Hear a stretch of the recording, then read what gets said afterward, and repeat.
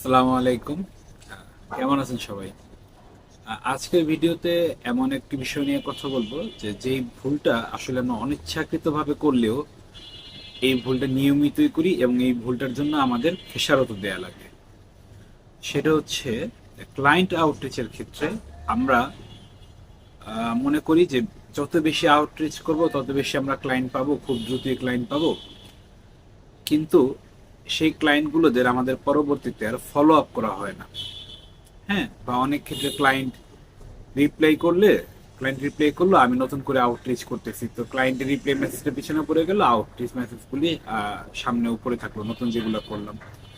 এই ক্ষেত্রে আসলে যারা আমাদের পটেনশিয়াল ক্লায়েন্ট হতেও পারে বা হওয়ার সম্ভাবনাও থাকে, তাদের সাথে আমাদের টেকনিক্যাল একটা দূরত্ব হয়ে যায় বা যোগাযোগই হয় না।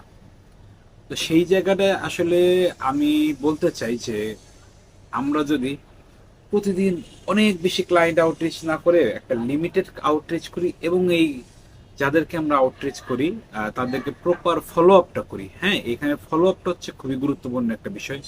আমরা শুধু প্রতিদিন 50টা করে আউটরিচ করে গেলাম, 100টা করে আউটরিচ করে গেলাম, এভাবে মাস শেষে আমার 30 দিনে 3000 আউটরিচ হলো, বাট আমার কোনো ফলো আপ নাই।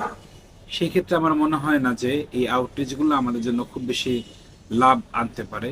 তো এর বিকল্প যদি আমরা আউটরিচের পরিমাণটা কমাই, ফলো আপের পরিমাণটা বাড়ায় দিই, আমরা ফলো আপের জন্য আলাদা করে 2টা দিন রাখি, এবং 2টা দিন বলতে জাস্ট এই 2 দিনেই ফলো আপ করবো এরকম না। যেন কোনো ক্লায়েন্ট যদি আমাদের বেসিক রিপ্লাইটুকুও দেয়, সেই রিপ্লাইয়ের সাথে সাথে আমাদের তাদের ফলো আপে রাখতে হবে। সেই ক্ষেত্রে ভিন্ন ভিন্ন দিনেও ওই ক্লায়েন্টদের নাম নোট করে রেখে, এটা কাগজে কলমে হতে পারে, আপনি কোনো ইয়েতেও নোট করে রাখতে পারেন। তো নোট করে রেখে তাদেরকে ফলো আপটা করতে হবে, কারণ ফলো আপটা যদি তাদের সাথে সাথে করি, তাদের ক্লায়েন্ট হওয়ার চান্সটা কিন্তু অনেক বেশি বেড়ে যায়। হ্যাঁ, সো আমাদের ক্লায়েন্ট আউটরিচটা যেরকম গুরুত্বপূর্ণ, আমাদের ফলো আপগুলিও খুব বেশি গুরুত্বপূর্ণ। আর আরেকটা বিষয় হচ্ছে ক্লায়েন্ট কমিউনিকেশনের ক্ষেত্রে টাইমটা, যে ক্লায়েন্টটা আমাকে কোনো একটা রিপ্লাই করলো, আমি তার রিপ্লাইটা করলাম অনেক দেরি করে। সেই ক্ষেত্রে কি এতক্ষণে ক্লায়েন্টের আসলে যে জিনিসটা প্রয়োজন হয় সে কিন্তু খুঁজতে থাকে। হ্যাঁ, বা ক্লায়েন্ট হয়তো তখন একটু ফ্রি সময় বের করলো যে তার একটা মার্কেটার দরকার বা একজন ডেভেলপার দরকার, আচ্ছা এই সময় আমি তার সাথে কথা বলি। আমি রিপ্লাই এরকম সময় করলাম যখন তার রাশ আওয়ার চলে বা যখন সে খুব বেশি ব্যস্ত, তখন কিন্তু তার সেই মুডটা থাকবে না।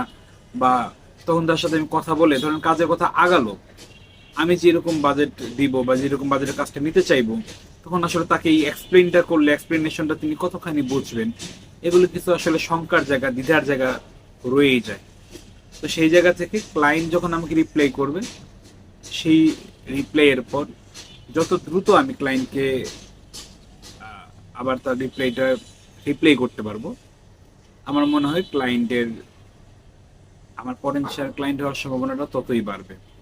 তো এই দুইটা বিষয় আমাদের অবশ্যই খেয়াল রাখতে হবে যে রিচ আউট যেরকম ইম্পর্টেন্ট, ফলো আপটাও সেরকম ইম্পর্টেন্ট।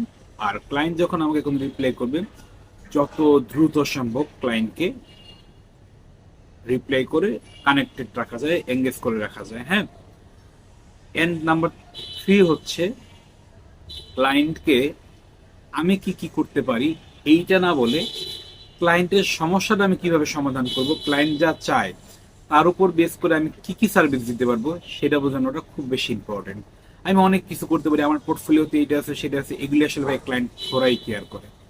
ক্লায়েন্টের মূলত প্রয়োজন হচ্ছে যে ক্লায়েন্ট কি চায়, তার কি সমস্যা, এই সমস্যাটা আমি সলভ করতে পারবো কিনা, বা এই সমস্যাটা সলভ করে তাকে আমি কতটা বেটার রেজাল্ট দিতে পারবো।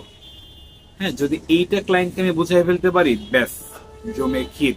এই ক্লায়েন্ট আর আমি ছাড়া বিকল্প কারো কথা ভাববে না।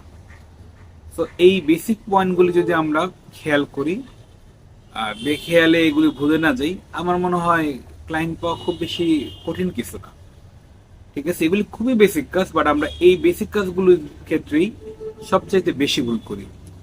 তো এই ভুলগুলি এড়িয়ে যদি আমরা নিয়মিত client communication, client outreach, client engagement, client follow up করতে পারি, ইনশাল্লাহ এত এত বিজনেস, এত এত কিছুর মধ্যে আমাদের ক্লায়েন্টের অভাব হবে না।